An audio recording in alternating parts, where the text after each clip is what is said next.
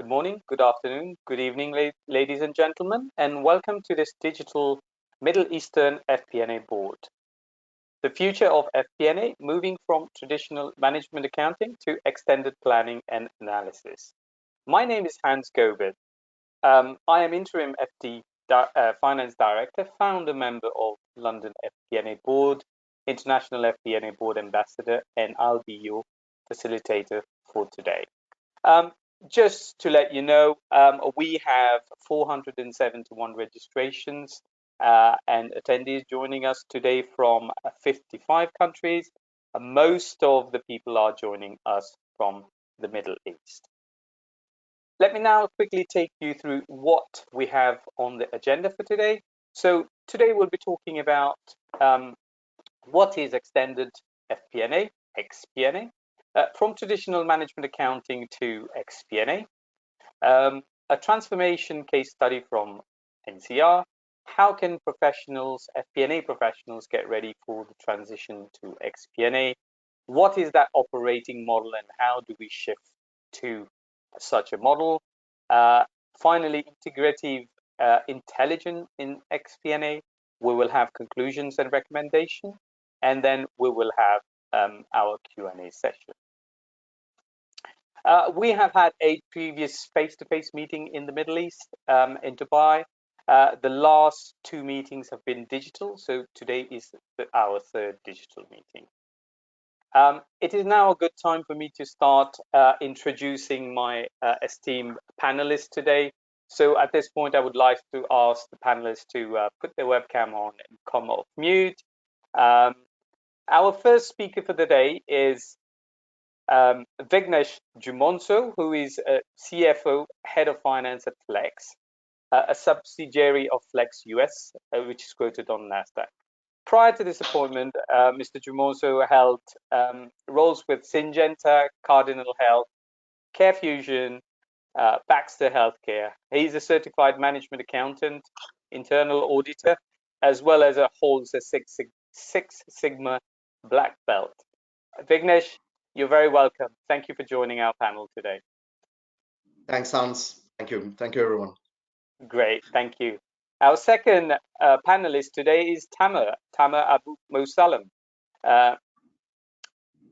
Tamer is Services Supply Chain CFO at NCR Corporation. He's a global finance leader with expertise in various areas of finance, financial planning and analysis, reporting, investment appraisal, contractual negotiation, accounting and finance, but much more importantly, turnaround through BI implementation.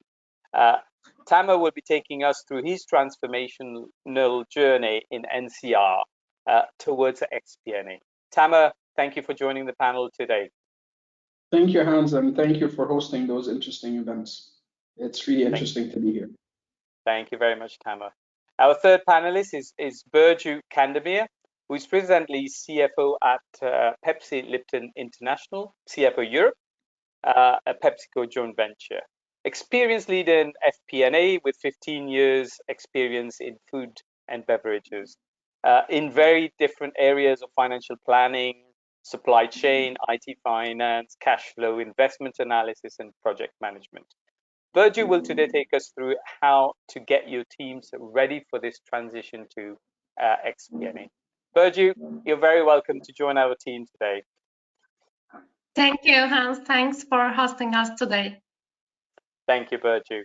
Our fourth speaker today is Andres Simon, who's Director for EMEA at Jedox. Andres has over 25 years international business development, sales and technical expertise, helping companies through digitization and automation. Also an expert in EPM, enterprise performance management, technology areas. Andres is based in Dubai, and today Andres will share with us what does that operating xP&A model look like and how do you make that shift to xP&A. Andres, you're very welcome. Thank you very much, Hans. Pleasure to be here. And finally, we've got Brian Lapidus with us, who's a director FP&A practice at AFP. Brian is FP&A staff subject matter expert for AFP, and he creates and curates content to keep members on current developing topics, keeps an eye on the future of the profession as well. Brian will today share with us his insight on integrative intelligence and how that shows itself in xP&A. Brian, thank you for joining the panel today.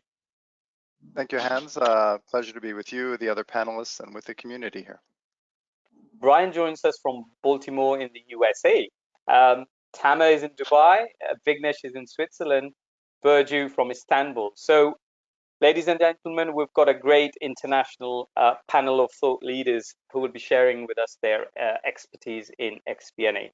Looking forward to all your insight. If you could now turn your webcam off, please, and I've got a couple more slides before we start our presentation. Thank you. So projects and initiatives that FP&A Trends Group have at the moment.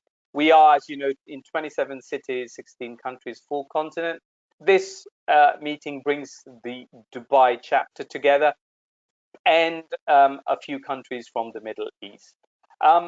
Just to also share with you, we've also now on demand from our members working on best practice workshop and consulting. Just a reminder what the Digital FP&A Board is about. It's 90 minutes.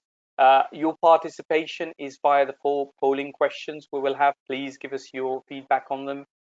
Interactive Q&A session. So you've got a chat box. You can ask questions straight away from now or after each presentation. And please direct it to whichever speaker you want the question to go to. We will try and get the speakers to answer at least one of them today, but the rest will come via email to yourself. You can link directly to our speakers as well. Handouts are available for you to download. You will also receive a recording and copy of the presentation within 2 days. At the end of the session, when I close it, there is a very important feedback survey. If you could please give us your feedback, that'll be excellent. A quick thank you to our sponsors today. So we have our technology sponsor, Jedox, as we all know, smart platform for planning, reporting, and analytics.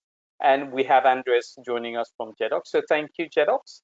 Our global education partner, AFP. Again, AFP is not-for-profit organization in finance and treasury, but much more importantly in the FP&A sort of arena. So thank you, AFP. I've got a couple of slides to quickly go through on what is extended FP&A, extended planning and analysis. People know it via integrated FP&A, digitized FP&A, next generation FP&A. But the key thing, it's a modern planning process that goes beyond finance and reaches the entire organization. What are the traits of modern xP&A? So extended company-wide planning forecasting process managed by FP&A. It has to be agile, collaborative, integrated planning processes, on demand and practically on real time, and using AI, ML, predictive, prescriptive analytics. And finally, digitized business partnering. So today we'll look at management, accounting, and xP&A transformation case study, how to get ready, what that operating model looks like, integrative intelligence, and our next presentation, which will be from Vignesh Jumoso, who's CFO at Flex, and he will be talking to us on traditional management accounting to xP&A. Vignesh, the floor is yours. Thank you, Hans. Thank you very much. So very good. Thank you for hosting us, and very good morning, afternoon, or evening, wherever you're joining us from. And really happy to be with you here. So what we tried to do here on this slide is basically to show you the evolution of management accounting to xP&A, and what would be interesting is basically for you to see where you are in this journey. So based upon whether you're on the left-hand side of the chart or rather the right-hand side of the chart, we have different features in this management accounting. So the left-hand side being something very classical, traditional. Most of us know in this community that we are using quite a lot Excel, for example, and that is quite a easy to use and flexible tool, but it has its own limitations. And then as we move upwards the ladder, you have much more things around something which is much more system driven, and as we move ahead, then you have the possibilities to actually simulate and make things a bit more dynamic. And then we move to the next dimension, which is the dimension around connectivity. So how well are we connected and integrated with the other systems internally, and also at some point of time with the external world. And this is what we are trying to picture out here. And this is a journey. I think a lot of the businesses I know are probably somewhere between semi-agile and agile. The other ends being a little bit far stretched at this point of time, but really it really depends on the business requirements and what you feel is important. So again, a very brief overview to identify yourself at which level you are. So with that, Hans, if we could move please to the next slide. So this is something a little bit more to illustrate to the finance community here. So what I meant with the previous one. So on the traditional side, just pictured here a very classical P&L, the way we would do it, and probably we still do, if it's a very small organization, and it's a one-dimensional approach. And then as you move ahead, you have basic upload and retrieve functionality. So you have data, you put it in a system, and then at some point of time you retrieve it. So the advantage of this being that you have some kind of a stability in the data, so it's not changing all the time. You have some reference points, and you have also some filtering capacities to put and apply some specific filters, and this allows you to go a little bit more detailed or specific to the type of information you would like to have. And then the other one is, as I mentioned earlier, something much more integrated with finance at the center, but you also have non-finance modules which are revolving around that, right? That feed into this and allows you to have a much more comprehensive view of the whole picture. And again, as we move to the right side, what I mentioned earlier, the scenarios, the dynamic simulations capabilities, all these what if scenarios, right? I mean, to make it a little bit more concrete, what happens if the volume goes up, or what happens if we change the mix of our products, or what happens if we decide to buy something instead of making it internally. So these type of simulations. And finally, the last step is actually integrating what we have as a database and the data availability also in the marketplace, right? So if we talk about, if you're a CFO and you're interested in competition and you want to grow your markets, you want to know what's your pricing approach versus your competition, right? What's your value proposition, and where competition is from a pricing standpoint. You also have other type of examples like connectivity with your supply chain, for example, that gives you a live and direct information. So if we go to the next slide, please, Hans, with that, and that summarizes, this one is more of a summary of what I already discussed, and you will see that basically as we move more and more towards the future xP&A, it's a world which is much more connected, which is able also to assess the internal risks and the external risks. So the component of risk management is important. The component of scenarios and modulations and simulations is also important. It's something which is much more integrated. And actually this requires a much closer approach to business intelligence, and also a whole range of new skill sets that are needed to tackle this, but that'll come, I think, in a later stage this presentation. So Hans, if we can move to the next one, please. Thank you. So this slide is just to touch upon one of the elements of xP&A, which is artificial intelligence, which is basically, to oversimplify it, is to support controllers or people in the FP&A community in the decisions, in how do we make decisions, right?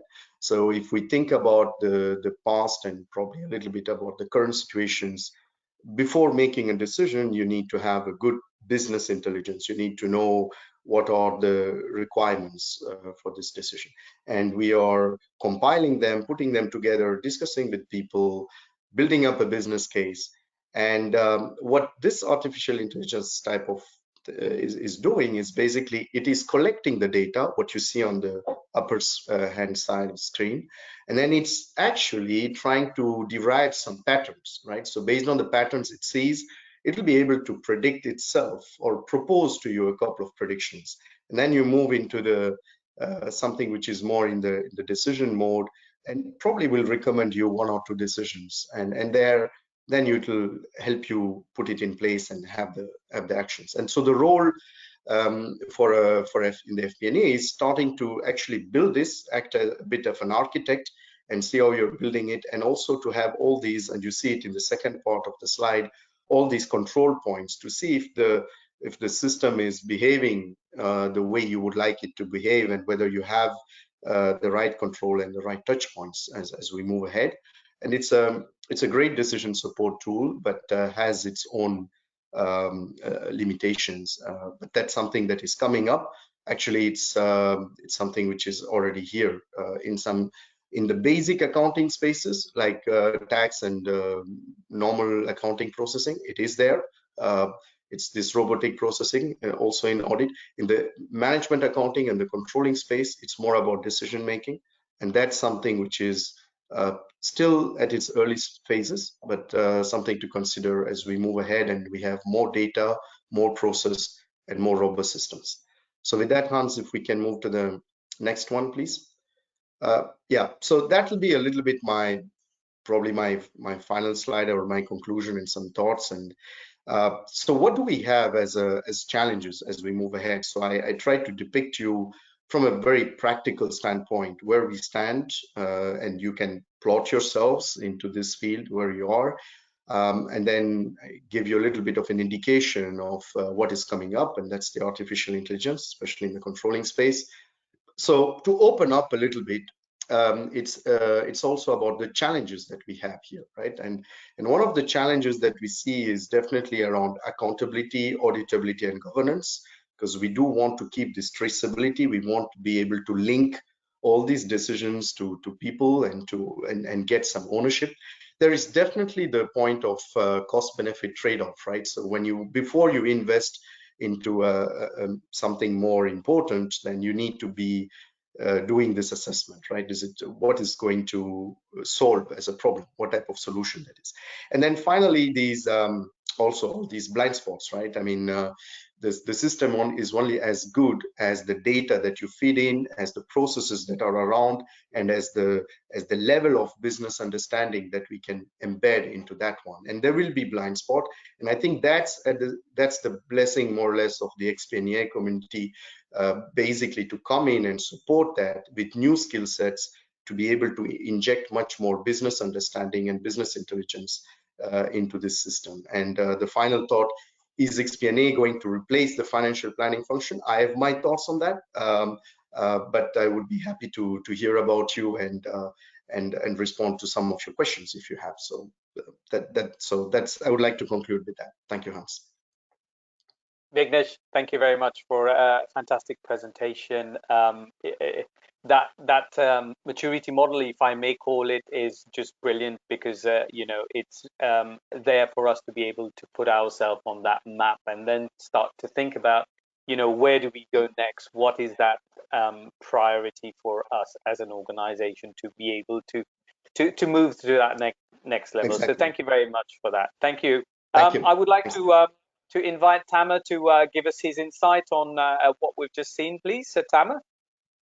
Yeah, thank you, Vignesh, for the interesting information, and I see it as especially the last slide is provide a governance model around implementing something like that, because definitely this system has to be smart, has to be revisited, has to take inputs and so on. And that was very clear, because we always face that. So it's a very rich governance model to guide any finance function into the journey of transformation. Absolutely. Thank you. Tamer, thank you very much. Can I invite Burcu to give us her comments, please? Burcu? Sure. I think, Vignesh, this is very great layout to show the maturity model of this change. I really like how you are showing the steps, each steps, and required necessities where we are having today. I think this is great. Thank you. Thank you very much, Burcu. Thank you. Thank you very much, Burcu. And Vignesh, again, thank you very much for this insight. I think we've heard from yourself about your organization, etc., and your journey on this. So I think it's a good time for us to go to our attendees and see what they think and where they think their organization is on this sort of maturity model. So let us now move to our polling question. Just before I launch the polling question, just a reminder for our attendees that the chat box is open for you to ask questions, so please do so, and if you can, direct it to whoever you want the questions to go to.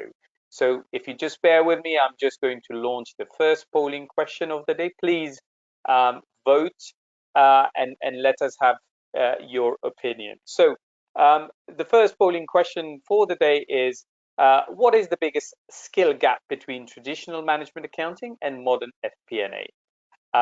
If you can start voting, please. So the first answer is analytics and modeling, technology and data savviness, communication and storytelling skills, critical thinking, and finally, business acumen. So if you can vote, please, I'll give it another 15-20 seconds, and then we will close the first polling question. So analytics and modeling, technology and data services, communication and storytelling skills, critical thinking, business acumen. So I am now going to close the poll and I will share the results. So just so you are aware, 18% have said analytics and modeling skills, 42% have said technology and data savviness, 16% communication, storytelling skills, 8% critical thinking, and 16% business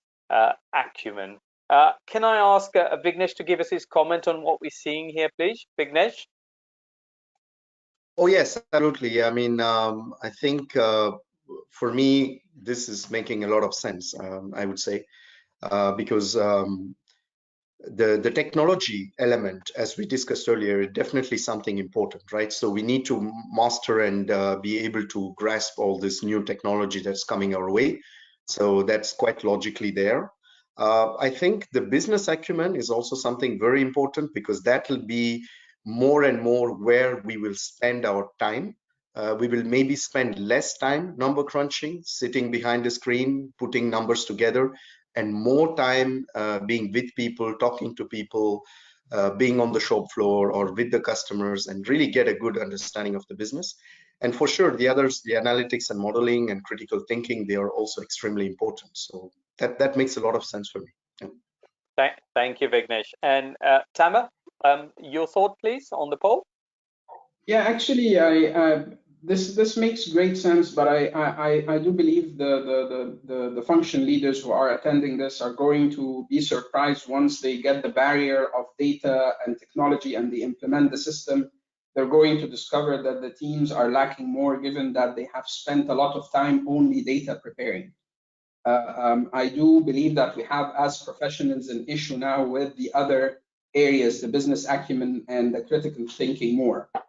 Given that I went ahead with what's going on, but it's definitely the barrier to discovering that is the technology and the modeling piece.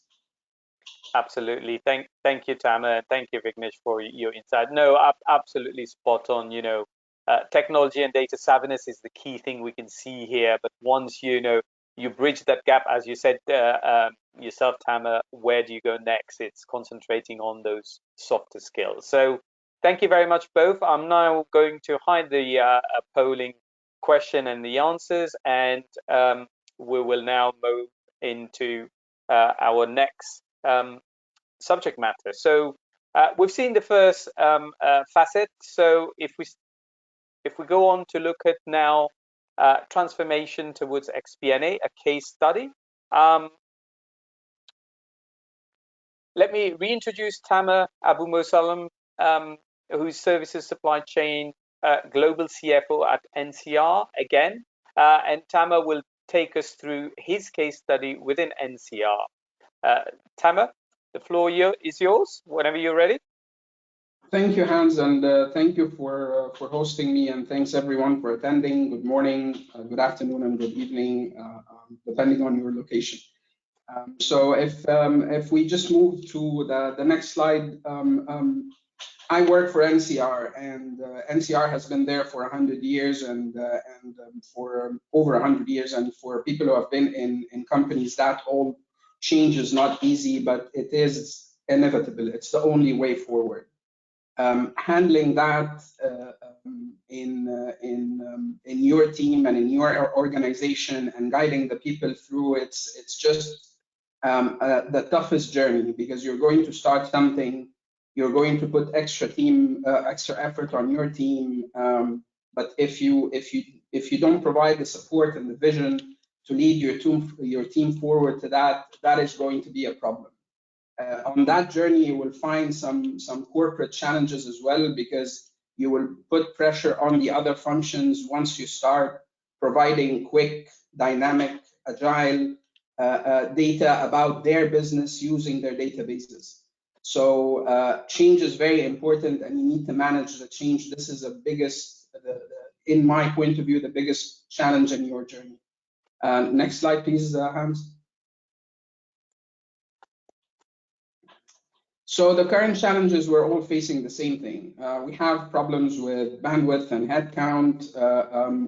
There are massive increase in expectations by senior management around data availability and business simulations and scenario simulation. And sometimes you receive 3 decisions to support and simulate on a daily basis. For me, the answer was very clear, given my interaction with a couple of experts in the IT field. And next slide, please. You need to start working on how are the pieces that formulate your spend, your P&L. For me, it's a cost center, so I just work on purchases, repair, field usage, reserves, and freight and warehousing. First of all, it was a big dream. We started with, okay, we're going to go to data visualization of everything put together. That, of course, didn't work. So we had to stop, and we revisited the situation. We went, okay, we need a quick turnaround for financial data, our forecast and consolidation. And then we started working on each and every piece. Our journey is about to be done soon, and we will move back again to connecting all of those data in a data visualization tool by end of Q3 maximum. Next slide, please.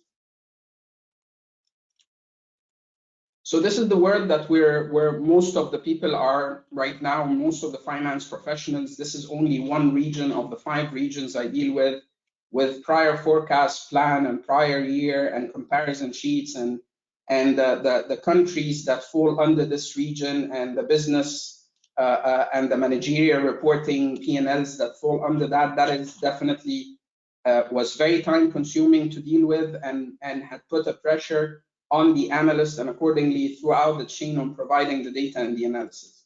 So this is the next slide, please. When you turn that into a BI foundation, the situation is completely different. You have a very powerful and common interface, which is a pivot table. And you have all the slicing and dicing requests in slicers, and it's amazing. The time to populate that is easy. All the required analysis is updated once you update with the new database. You can jump from one region down to a country level, down to a micro level in your general ledger, and it's a game changer. You won't use the term "I need to get back to you again" because the data is there, populating and making the analysis is there. The interface is very common, and you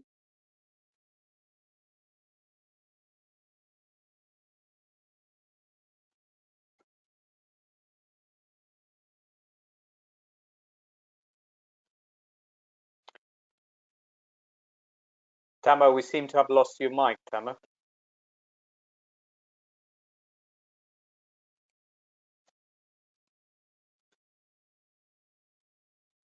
Okay, I was mute. I didn't mute. I don't know when did you lose me? That's very weird. So Okay. this is just an example of a dashboard for purchases, and it goes down. We have in NCR over 200,000 active part numbers with over 150 suppliers, and all the analysis is there. The trend is there. It used to take a week to prepare a set of analysis to present, and now all of the stuff is available in the same simple form and format and interface. But the background of that is very versatile and dynamic for analysis, and with a huge potential to move into data visualization. Next slide, please. By now, I hope I gave you a flavor of BI as the engine for xP&A. Whatever your P&L, your journey might be longer if you're working on a full-scale P&L with sales, with other stuff, and with divisions of sales and so on. But it is worth it. Business intelligence, whatever your choice is going to be, is the answer. It's going to eliminate data preparation collection. It's going to provide you with all the analysis that you want at any time. It's going to be a major game changer in business scenario simulation. And once you connect all of that in an AI platform, as Vignesh was saying, your effort into preparing the outlook or a plan is going to be zero. So I would encourage everyone to go through that. And next slide, please. Again, business simulation or business intelligence is not data visualization. I just want to assess that to confirm that, because this is how we started, and this is where we failed at the beginning, and this is where we decided to go through a different approach. You need to build the foundation and then go to data visualization. You need to equip your analysts to be a better business partner, and then you can move into the interesting, flashy piece of data visualization. You're going to eliminate being the roadblock to any business decision anymore. I need some time to get back to you. It's not going to be said. It's a different experience, and that's it. Tamer, thank you very much for the presentation, and thank you for taking us through your journey and the hard work in terms of putting this transformation together, and obviously using what is available rather than using a system. I would like to invite Vignesh to give us some comments on Tamer's presentation, please. Vignesh? Yes, of course. I think this is a very good presentation, really focusing on the journey of business intelligence and on very hands-on ways of looking at things. You know, just to complement this one, I think it's really a question of how fast can we integrate all of this information. And there is one point that Tamer mentioned, which is the speed at which you respond to your business partners, right? So saying that, thanks for your question, I'll get back to you, you know, in a couple of weeks or a couple of months, or being able to respond immediately, that builds a lot of, you know, credibility and power for us as a finance family, right? And so I think this is a very good way to move ahead. So that's my point. I mean, anything we can do to get more business insight, to be much more closer to the business, and to deliver a much faster answer to business questions should be definitely encouraged. Thank you very much, Vignesh. Thank you. Can I invite Andreas to give us some comments on Tamer's presentation, please? Andreas? Yeah, thank you very much, Tamer. Wonderful presentation, and you see how important the influence of technology is to get faster insights and better to make better decisions. We get a lot of questions from our customers how we can get faster, especially in these times, COVID pandemics, where you have to have faster decision-making processes, need to get more data. And like you see in the data visualization and business intelligence, what you have done is you are getting these insights and are now much faster than using spreadsheets before. And that is, of course, one big topic where technology can influence the speed. Thank you very much, Andreas and Vignesh. And Tamer, thank you very much. After having heard from Tamer, let's go to the audience and look at how they're doing in polling question number 2. If you bear with me, I will just launch that right now. So polling question number 2, please could you give us your feedback on how has your organization adopted a cross-functional FP&A strategy?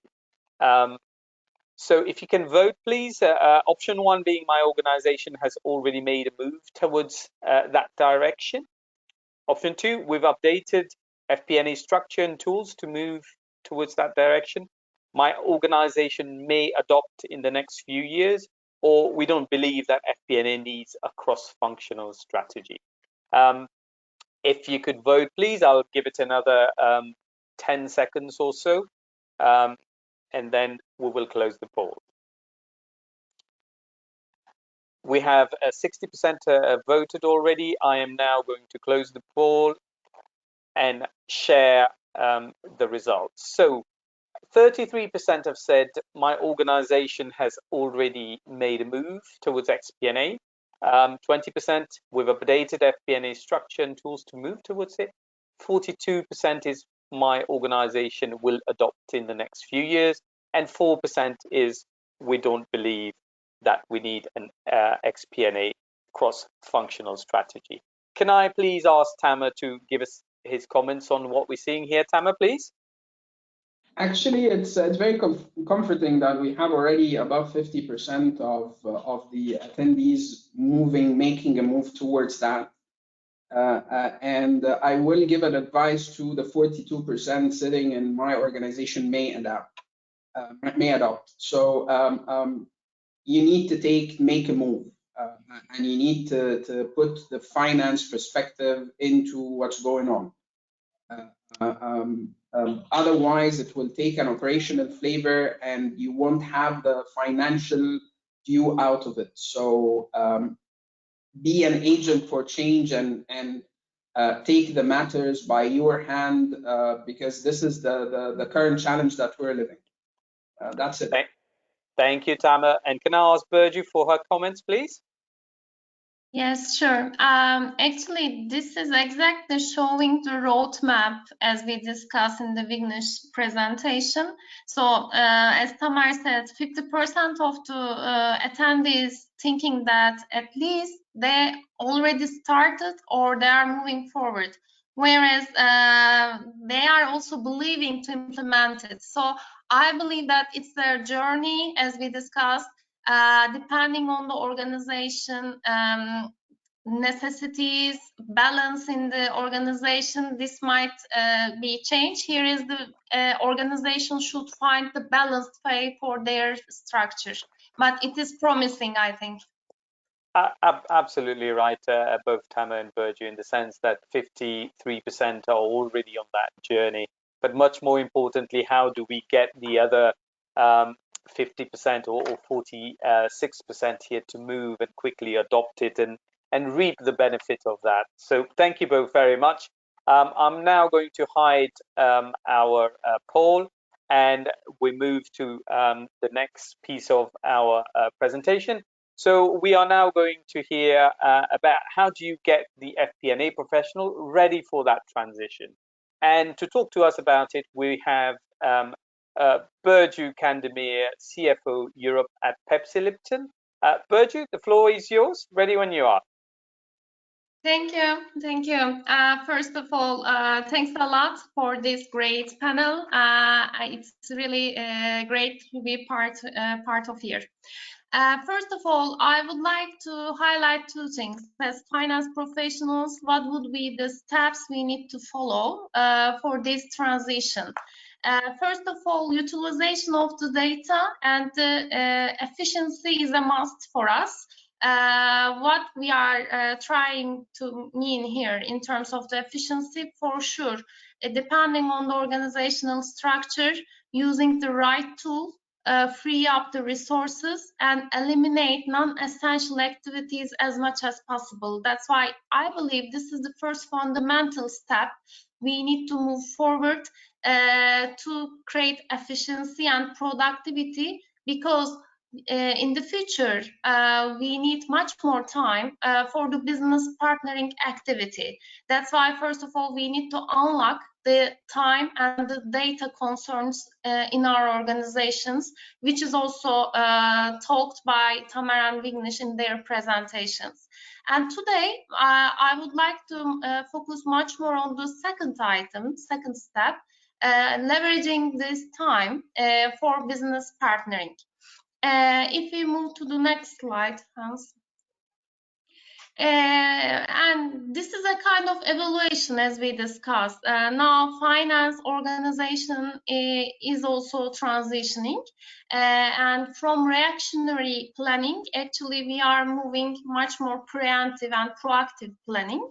And what we are mean as a kind of proactive planning, we are not only responsible only reporting the data, financial statements in an accurate pace, we are also now responsible for giving the strategic insights to the organization on time. That's why if you are looking into the big companies' organizational structure, under the financial planning analysis, we have already started to see a separate sub-function as business partnering activity. So in terms of the traditional sub-functions, we still need to continue some of our activities, but now business partners are standing as a separate sub-function under the financial planning group. And the key expectation from business partners, finance partners, to add the value to the system. And that's why they are standing like a bridge between the finance and the business right now. And if we move to the next page, here I would like to talk about the expectations on the business partners and how we need to think the change from people side and also organizational side. Really, the expectation from business partners is huge. It is beyond the numbers. First of all, business partners should have a very deep understanding the business. They need to be aware of in each step of the organization what's happening there. Then, in order to translate the opportunities, identify these opportunities into the business strategy and operational goal and vision. And at the same time, business partners, the key expectation is they need to influence the day-to-day operations, and also within their direction, they are now shaping the strategy. And as I said on the previous page, now they are sitting between the finance and the whole business, whole organization. That's why they should translate the numbers into business story. For sure, in order to develop all these activities, it's not an easy thing. We need to think, we need to consider right now the skill set, new skill sets required from finance professionals. We also need to consider all these skill sets when we are building finance organizations, finance team. Since we are now trying to shape the strategy, influence day-to-day decisions, we always need to ask the questions to the business. That's why natural curiosity, I believe, is a fundamental asset. And at the same time, yes, we are talking about the digitalization and unlocking some technological solutions. Now, finance partners should have a deep understanding of these models, systems, what are the new business intelligence solutions, because if they are having view on this, they can adapt to their organization easily, and they can create efficiency for other value-added activities. And analytical capability is a must. And as we also discussed, commercial acumen. So what we need to know, how the business is going, what is our competitors. So deep understanding of business, it's important, because finance partners now should influence the organization on the decision side and strategy side.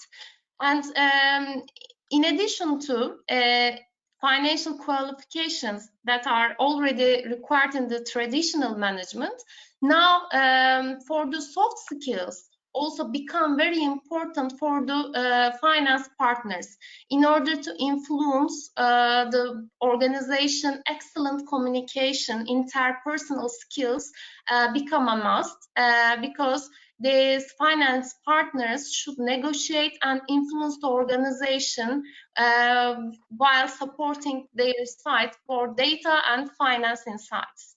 And if we move to the next page,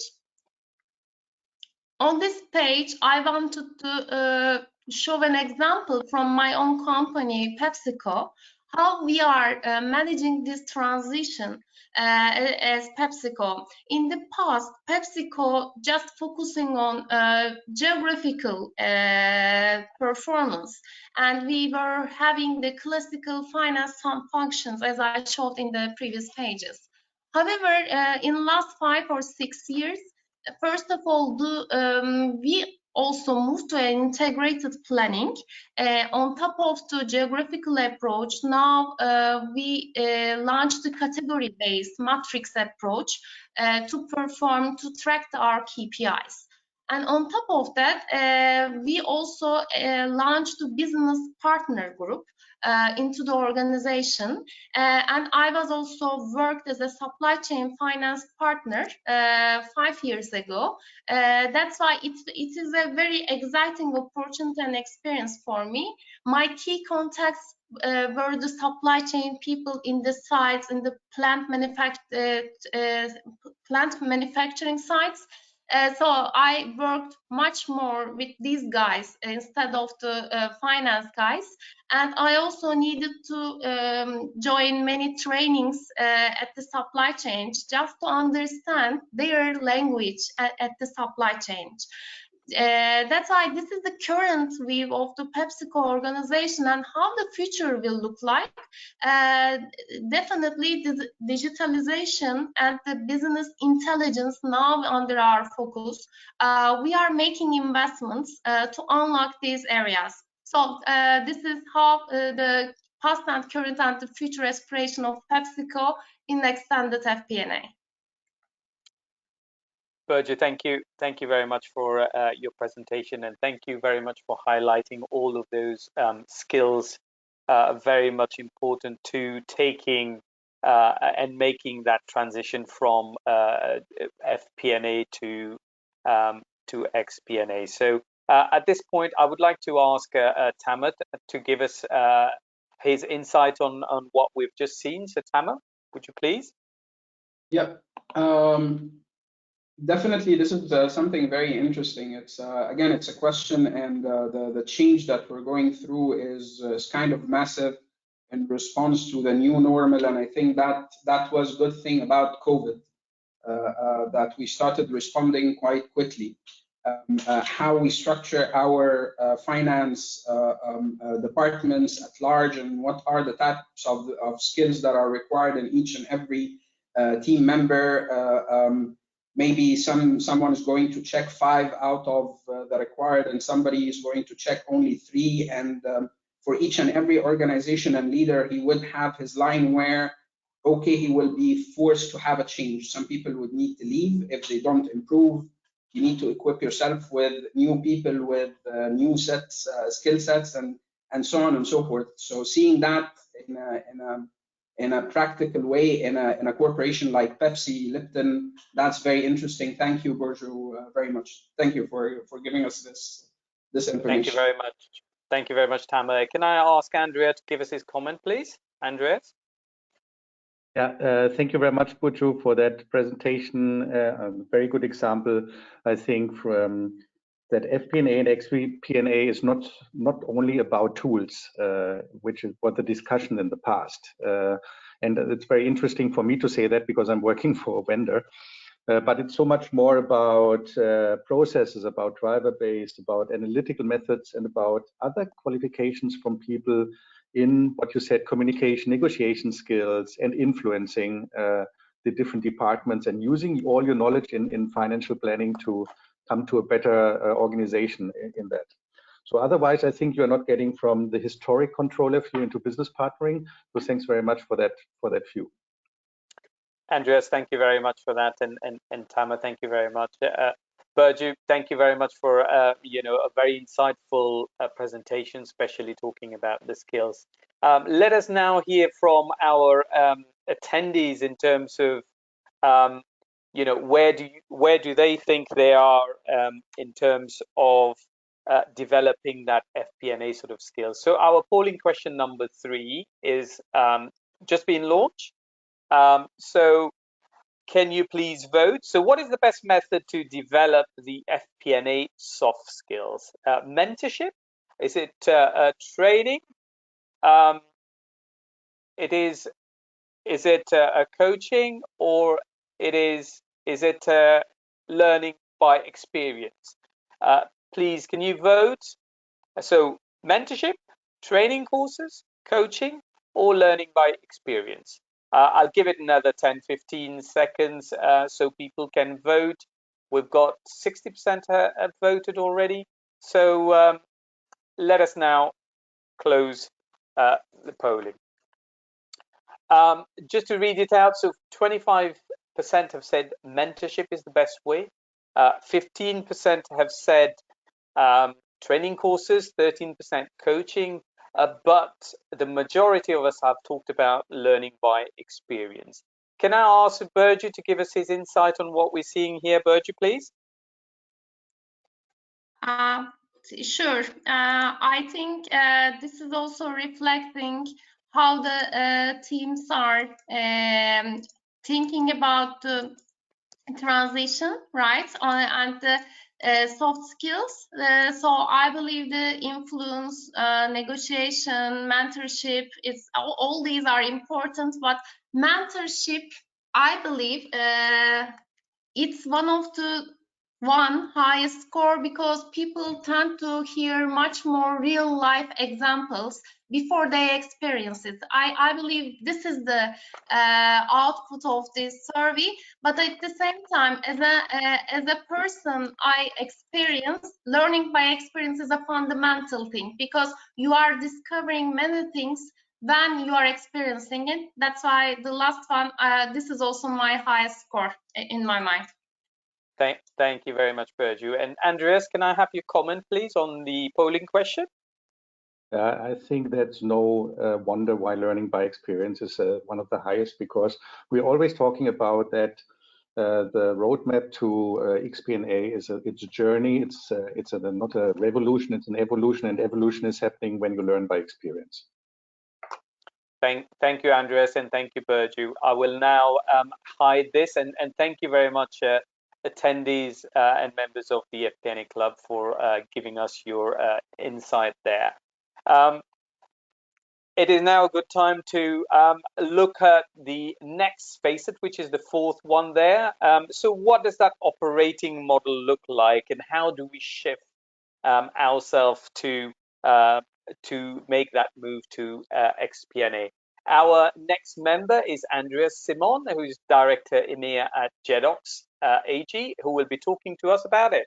Andreas, the floor is yours. Ready when you are. Thank you very much, Hans. Happy to run you through my presentation. So my first slide, it's about what is xP&A. So we already talked about that a little bit in the presentation from Hans. But it is, from our perspective, literally your roadmap from what you're doing when you have developed everything in FP&A. You have your models, your driver-based models, and all the capabilities you need. What is your roadmap? When you're asking yourself as a department, what is the next step? And our firm belief is that xP&A is the next step, and that is also the firm belief from Gartner. So Gartner replaced the F with an X for expanded planning and analysis. So we want to go in cross-functional planning and analysis and want to support our departments in our operations in our company. So we talk about collaboration. That is very important, where we are moving into, especially the collaboration between the different departments and the FP&A team and the different department. And what a lot of our customers are saying is that they're building a center of excellence to support exactly that idea of xP&A. Again, we are moving from or beyond traditional finance, where we're only looking at P&L and GLs. We are looking also more on operational and strategical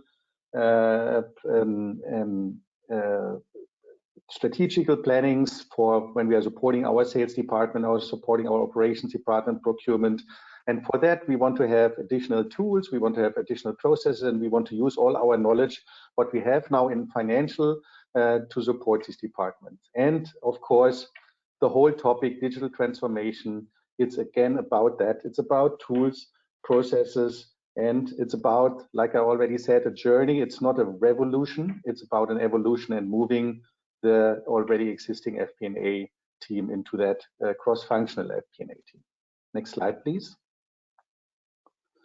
So when some of you might be familiar with the maturity model, which comes from the FBNA board, which is a really super work which was done and which start with the beginners, then the intermediate, and then the leading maturity level.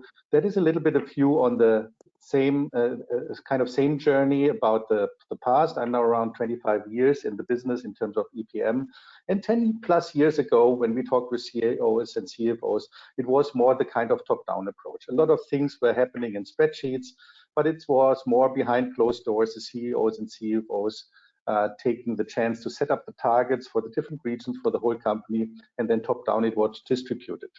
In the past decade, we were starting forming the FP&A teams, and to the top-down approach, the bottom-up approach comes.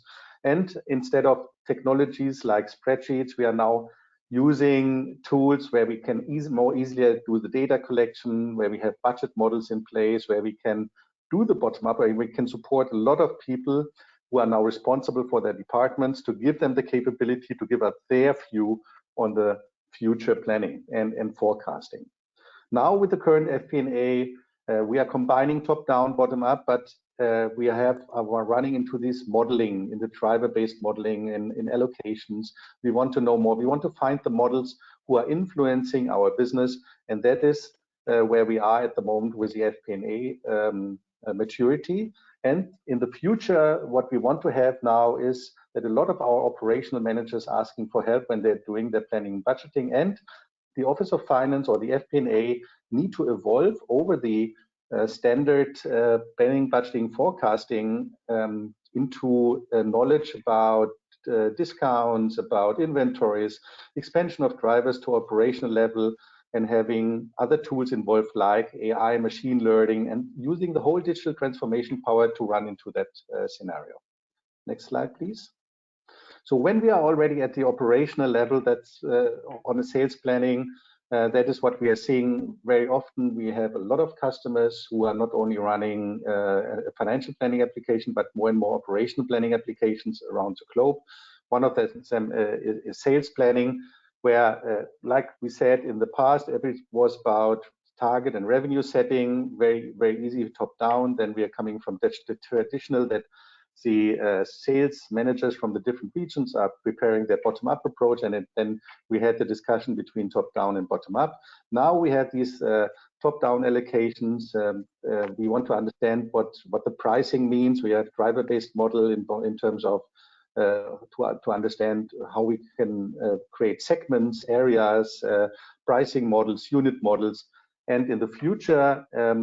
When we are already at that point that we understand so much more about sales planning, why not already going into quota management, into sales compensation? Why not using a driver-based model into these kind of discussions?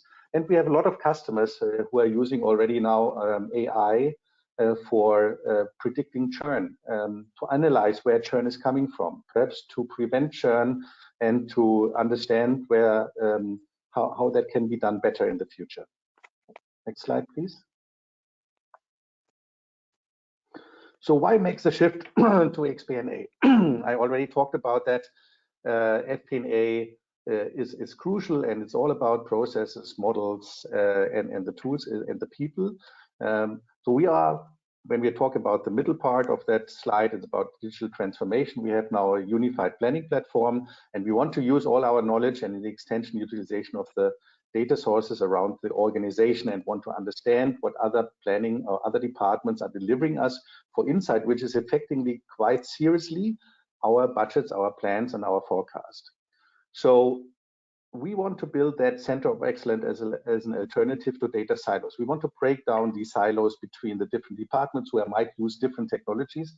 So we have several, I see always several customers who have, I don't know, 10s or 12s or tons of different applications running in different departments, not connected to each other, all using their own data silo. Nobody learns from each other. So that is exactly what we don't want to have. We want to have the center of excellence, planners as subject matter expertise, but with a holistic approach. We heard that already in the other presentation, that what kind of people are now necessary to drive that process. And in addition to that, we want to have that natural growth and evolution. Like I said, not a disruption to the company, not a revolution, but learning from experience and doing the evolution. Next slide, please. So when you want to quiz yourself, so we put about 5 questions together. When you want to quiz yourself, where are you at the moment on the journey? So let's see, that is our view on the market and on a lot of questions we are getting from our customers. So what is the current FP&A approach of your company? Is it more on the data collection side, or are you already in the driver-based model? So if you are on the data collection side, I think it's time to move now on driver-based and create the models you need to understand your budgeting, planning, forecasting. The second is, how rich is your planning data? So if you want to go into xP&A, and if you want to be a business partner, then it's not only that is not possible when you only connect to GL data like in the past. You must have access to CRM systems, to supply chain management systems, to other systems who give you the insight into what's happening in these operations. When you are a third topic is, how flexible is your planning platform? So do you have a planning platform? We still have a lot of customers who are just using Excel, which of course is not fit for the purpose of a modern FP&A department. But how flexible is your planning platform? Is it only Excel and legacy systems, or is it agile enough together with self-service approach that your own people can tweak the system to support the different mindsets and the different tasks in the different operation departments. I've seen a lot of platforms which are not capable of doing that. They are focusing of the FP&A team, but they have no capabilities on running operational planning and strategical planning stuff.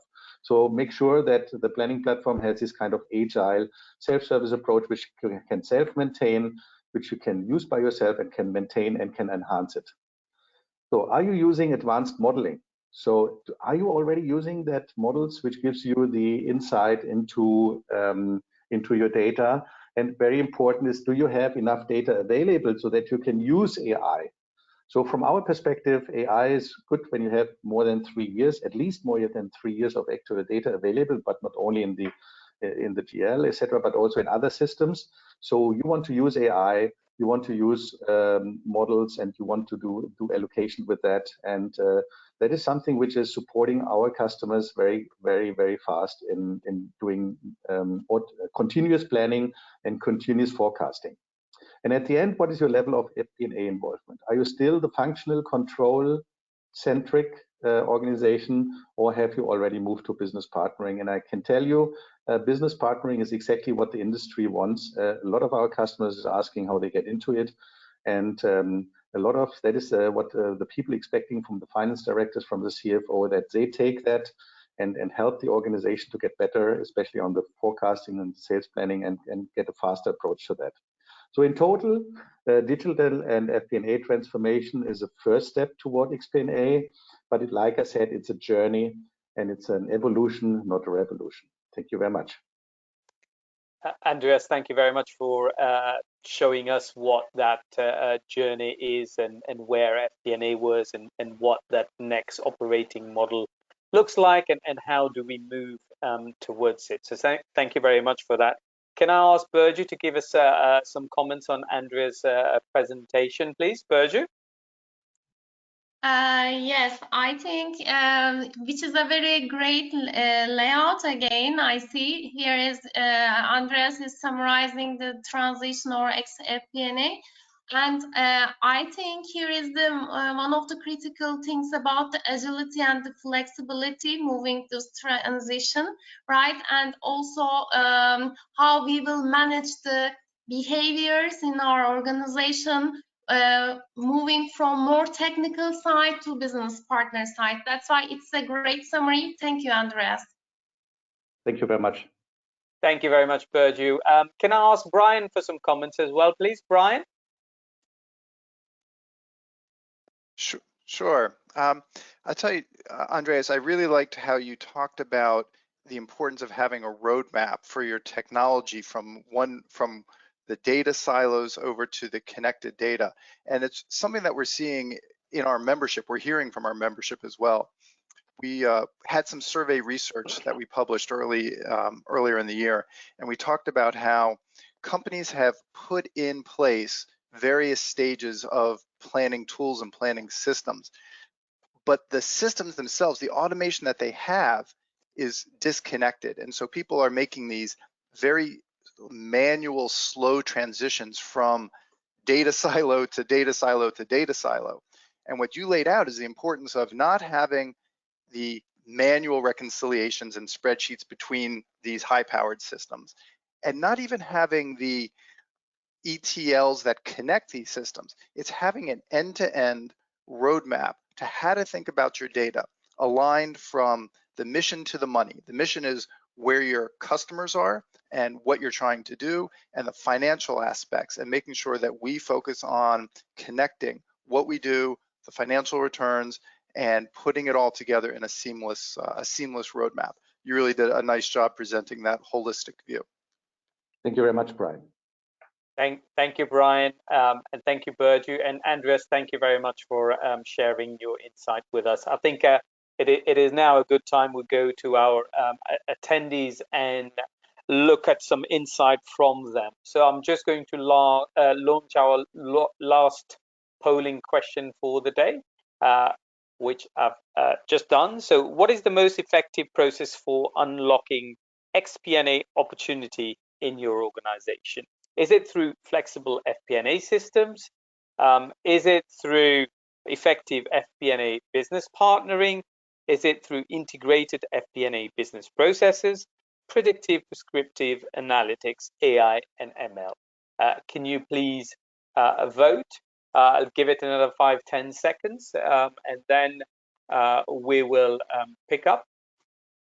Thank you very much. So is it flexible system, effective FP&A business partnering, integrated FP&A business processes, predictive and prescriptive analytics? I am now going to close the poll, and I'm now going to share the answers with everyone. So what are we seeing here? 10% says flexible FP&A system, 28% FP&A business partnering, 52% integrated processes, and 10% are talking about predictive and prescriptive analytics. Can I please ask Andreas for his feedback on what we're seeing in the poll, please? Andreas?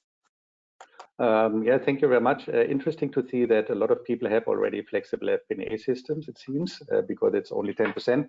I think the integrated FP&A processes is definitely a very strong point when you want to move from that traditional look on your data to the xP&A, where you have to integrate all these processes, otherwise you are failing. But from my point of view, of course, all of these four topics are really relevant to get into xP&A. Thank you very much, Andreas. Thank you for the insight. And Brian, can I come to you, please? Sure.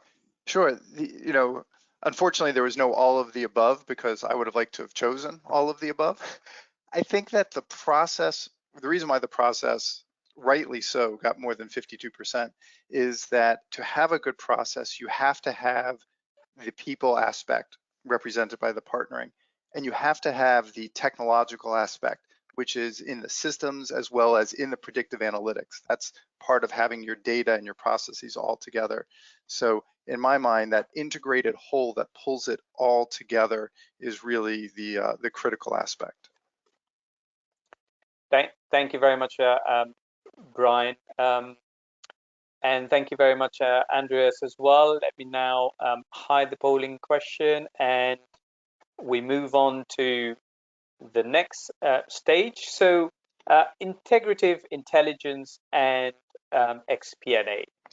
To speak to us about it, we have Brian, and Brian joins us from AFP.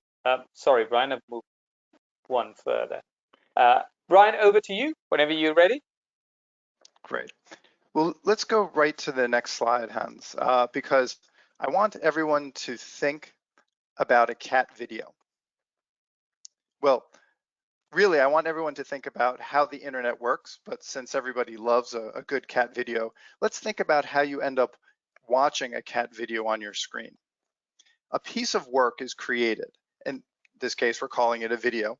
And then it follows a series of transmissions across networks. It goes across digital networks. It goes across networks of people who will connect, add, load, interact with that. It connects to a series of data points and data processes. And as it goes through step by step from being created to a video website, to being downloaded onto a computer and put into a presentation and ultimately shared with you, on the next slide, you can see how it gets worked on through various different points, going from its original creation to the point where you can see it. I'm talking about this because, as you'll see on the next slide, we're using this example to show how work gets done. The idea of integrative intelligence is the idea that what's important today is defining work and disseminating information across collaborative and fluid teams to drive a business decision. So you can see how this one image went through the process, and what we've heard from all of our previous speakers talks about how work gets done in this different world. And the advantage of going where I am in the lineup today is I get to reflect back on what everybody heard. Andreas talked about creating a roadmap of how you're going to move from your team, how you're going to move to xP&A with your teams, with your operations, with your tools, and the technological challenges. It's just as important to have a roadmap for how you think about what you do. And this was the last question that Vignesh asked. Is xP&A replacing FP&A? I don't think so. But I do think that it is changing FP&A in what we're trying to do and what we're trying to accomplish. And this leads right to where Burju was talking about, that she listed the skill sets that are required in this integrated world. And what I'm going to provide, what I'm going to talk to on the next few slides, is a framework in which those skills kind of come together. And it's this framework that shows how we need to think about what we do. We, in an xP&A world, we create the work, but get other people and other systems to help do that work. So what is our role? Our role is to integrate that information.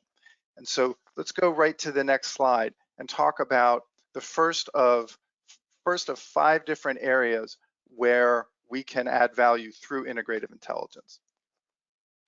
The first is defining what shared value is. So our challenge, really, as a financial professional, is to create common focus for everyone who has a hand in this xP&A ecosystem. So, for example, budgeting and forecasting, let's be honest, it's not always a popular process, but it is essential for what we do, for aligning capital, for aligning strategy. If we're going to distribute ownership of elements of the FP&A process or the planning process, we need to define the work that has to be done and ensure that it's understood and the value that it creates. To do that, we need to recognize that the diverse members of our team have different time horizons, they report to different bosses, they're bonused on different activities. We need to say back to them, create the context for them of why this matters, what's in it for them, and the broader company benefits. On the next slide, we see a second element, which is building with modularity.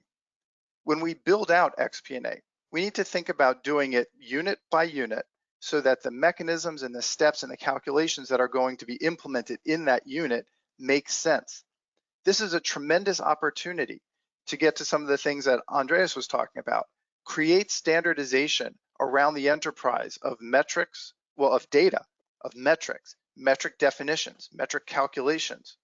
Think about the sources and uses of data, and this is an opportunity to build that alignment. In addition, the modularity of design allows us to differentiate among the different sectors. For example, we don't have to run the entire forecast. We can run segments, and we can differentiate between algorithmic calculations and predictive analytics in some areas and run that multiple times per day, or have a periodic updates of discretionary items. The third element that I want to talk about is expanding the view of who is on the team. xP&A focuses on providing information to the partners, the supply chain, to the call centers, career development, all these other parts that we talked about. And here, Tamer talked about how BI is such a critical function and how you can push out the data. And that's absolutely true. It is an engine for driving xP&A. It's also a two-way avenue for how we pull the information in. And who we pull that information in, who we're talking to, can include not only the planning team, but our finance business partners, other parts of finance, the bots, the algorithms. We're talking about including vendors and contractors, right? People who we work with who are not employees, who are so close to us that maybe they have an API that is automatically feeds into our systems. The team, the planning team, is now anybody who can drive information and drive decisions. So now we have this broad view of a team, and that's going to require another skill set for us to integrate everything, which is enhanced project management skills. Let's be honest, this is not glamorous work, but it is leadership. Distributing work requires creating the cadence of operations. So how does this extended group communicate? Where is information stored? How do we access it? How do we update each other? And how are decisions being made? All of this management skill is core in an xP&A world. And the final element that I want to talk about is providing effective challenge. Tamer had mentioned in his response to a question earlier that it's important that finance takes the finance view. And this is what we can't lose sight of. Even the risk that he pointed out correctly is we are exporting certain things beyond finance, and left to their own devices, The operational teams will have an operational view. We still represent the capital view. Finance is the steward of company capital, and we need to maintain that to focus on that and ensure that view is represented throughout. xP&A is a tremendous opportunity to spend more time looking at projections, competitive benchmarks, integrating macroeconomic impacts into our company. We as partners have to provide effective challenge, which means challenge the assumptions, ask tough questions, and push for data-driven answers. With that, what I like to say is overall, xP&A is more than just a technology installation process. It offers a refreshing way to think about what it is that we're trying to accomplish and how we get it done. For us, seizing this opportunity requires us to apply all of our FP&A skills, the business acumen, the technology, and our personal and team effectiveness. The framework that allows us to do this is integrative intelligence. So thanks to all the speakers for providing so much content to wrap it all together. This is a great conversation, everybody. Brian, thank you very much for your presentation, and as you said, for bringing everything together and sharing with us how to take it to that sort of next level. Thank you very much. Can I ask Vignesh for his quick comment on this, please, Vignesh? Yes, of course. I think this is a great presentation, Brian. I really enjoyed it. I mean, bringing all the pieces of the puzzles together, absolutely amazing. I think one topic, a thought for me as we move into this is, it's basically people, technology, process. So it's really a journey, isn't it? And it's really convincing and winning hearts and minds, and at the end of the day, bringing still a valid solution to a problem, because what we don't want is to, create additional workload without creating a solution. But that's an absolute great summary. I think people need to know where they are in this journey, and they have to set up a plan for themselves to move ahead. And that's absolutely great. So thank you for bringing all this together. Thank you. Thank you. Thank you, Vignesh, and thank you very much, Brian, for insightful presentation into integrative planning. I will now quickly move on to just a quick summary of where we are and what we've discussed today before we move on to the Q&A session. Again, would like to remind the attendees they can still keep posting questions. We will answer them via email if we don't get a chance to. So we talked about the journey today with Vignesh taking us through the maturity model, all the different sort of elements. How do you get from one point to the other? And then we looked at Tamer's insightful presentation in terms of his case study and how he's using BI, or shall I say Excel, to move to that next level. We also looked at the skills, which are very, very important in Burju's presentation. With Andreas, we looked at how to move to that operating model, and finally all the intelligence around xP&A. So thank you all very much. We would like to now just move to our Q&A session. So I would like to ask our first question to Vignesh, which has come from our attendees.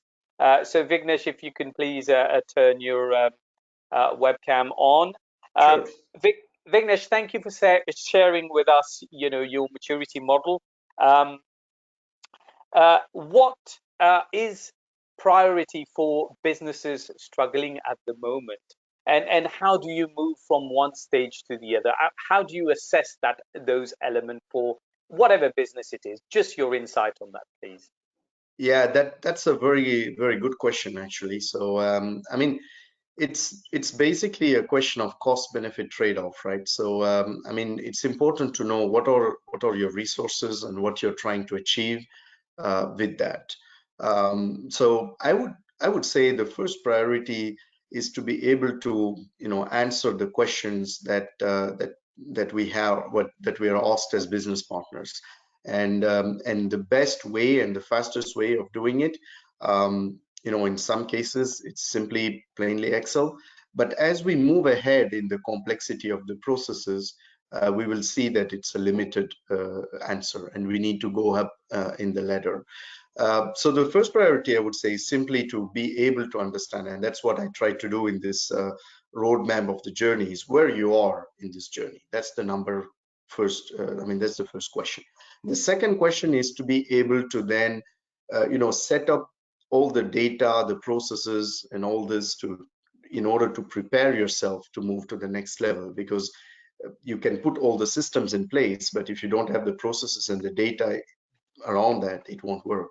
And the third priority, or you could position it wherever you are, and it's probably something that is evolving, is definitely around the people. So that's what Berku talked about. It's, to develop this mindset and the skill sets to be able to go into this journey. So these are the three things I would work on. Vignesh, thank you very much for your answer. Thank you. Thank you. Thank you. Our next question then goes to Tamer. Tamer, how would you differentiate between data visualization and data analytics? That's the first sort of element of the question. And I think the next piece is, how do you then move your model to the next model? What is next for you? Okay, so the difference is big data visualization is about automating your business reviews or your performance intervals, that quarter QPRs and so on. So you'll have a certain data set and certain requirement, and this is going to help you save all the time which we waste preparing those stuff, and you will work only on the anomalies. Analytics is empowering your analyst, empowering your department, and accordingly delivering your daily work and daily requirement as a finance business partner in a different way. Dedicating more time to the business story, dedicating more time and understanding how the dynamics and what are the risks around the business scenario or the advice you're giving to management. So it's data visualization. It's the cherry on top of the cake. How do I move? Given the journey that Andreas and Brian were talking about, I'm about to finish the silo stuff, the standardization of treating the operational data, getting the hand stack and agreeing with all the operational leaders, giving the comfort to the vice president I'm supporting, and then we're going to move into the data visualization, which is, in my point of view, it's a required wasted time, because this is how you finally present all the work that you have done. Because this is going to provide based on if your databases are being updated weekly. So accordingly, all the business leaders can step into this platform and get the update without any input from your analyst. The analyst is going to work on the anomaly if they know of, or when they are asked about. I hope I answered the question. You did. Thank you very much, Tamer. Thank you very much for taking the time to answer that. Our next question now goes to Burju. Burju, if you can quickly just let us know, is accounting qualification still important for xP&A? And how do you develop the data analytics skills within your FP&A team? I think yes, still it is important, because as this is a must. That's why where you are working in the finance, some of the basics are must about some technical qualifications, accounting qualifications. However, now the change in this world, it is not enough to be part of this extended FP&A world. That's why we also need to think to develop different skill sets for being influensive and effective on the organization. Now the finance teams are not only reading the financials, they really need to understand all the data metrics in the organization. Consider that if you are working closely with the operations team or any other commercial team, you also need to understand the KPIs at their side. That's why interpretation of the data and understanding of the business intelligence becomes much more important, I believe. Burcu, thank you very much for that. Thank you very much. Our next question goes to Andreas. Andreas, how do you deal with technology implementation when it becomes outdated so quickly? Obviously, there's a time element and a cost element. How would you deal with that? I think there are a lot of providers outside on the market who have a clear roadmap how they want to move ahead with their technology, and they clearly have that roadmap regarding xP&A as well. So I would focus on these kind of tools who have a clear roadmap and give you the capabilities which you use in 1 year, and you see that they are already working on them. With the existing subscription you have, then it's easier to digest, first of all. And second of all, it's much more cheaper than switching from one tool to the other all the time. Thank you very much, Andreas, for answering that question. And our final question goes to Brian. Brian, your quick top 3 steps for implementation of integrative intelligence. Only 3. You know, it's the combination of people, process, and technology. So for people, it's the mindset of changing the role of what you're supposed to do to being a partner and giving up control. On the process, it's about getting the data right and consistent. I've had some good conversations about people who have a KPI, who have a data lake that is approved and kind of blessed by finance that everybody can dip into. And so you create this trusted lake of data that anyone can pull what they need out of. And process, this is all about process change. So rethink what it is you're trying to do. Make sure you can define the value of the budgeting and the forecasting. It is to create alignment and allocate capital to its best use around the company. And then from there, everybody just plays a part. Brian, thank you very much. Members of the panel, thank you very much for answering these questions. We will have more questions that we will need to answer, which we will send to you. Just moving on from this to the last couple of slides that I've got on today. Just a reminder for our members attending today that where we can meet next. So we've got FP&A Trends webinar, March 16th. We've got the survey. Please, you would have got an invite. Please participate.